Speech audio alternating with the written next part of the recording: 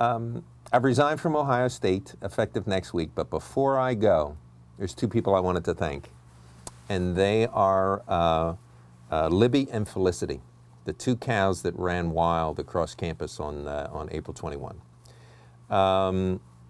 They made my final quarter here at Ohio State the most satisfying quarter of my tenure. And as we say in the newspaper business, they created a story that just kept on giving. And first of all, Libby and Felicity, the initial story was wonderful. The cows were running across the field outside Lincoln Tower. We got great story, great photos, great video. But they gave us much, much more than that single story. A campus police officer arrested a lantern photographer who was trying to take pictures of the events that were unfolding on the soccer field there. And he was trying to take pictures of the students who were running across the field with sticks with tranquilizers at the end of them, and the police cruisers that were running wild across the soccer field out there trying to round up the cows.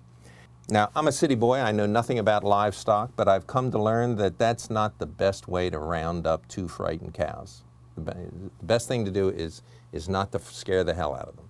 But that's what was going on out there, and you know, we had good coverage of that. But the arrest also provided a lot of teachable moments for all of the journalism students here at Ohio State.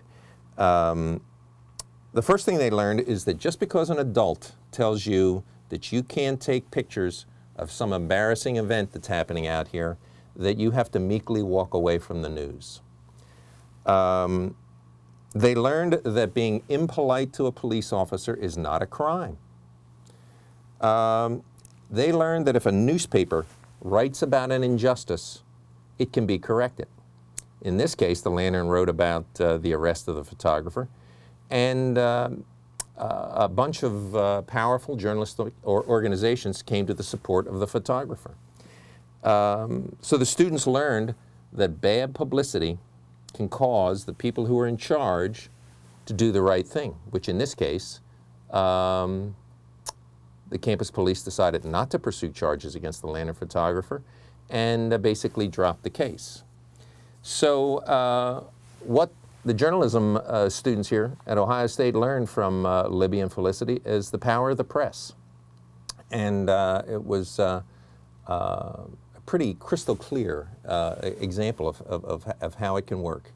And so before I go, I just wanted to say thank you very much to Libby, and thank you, Felicity.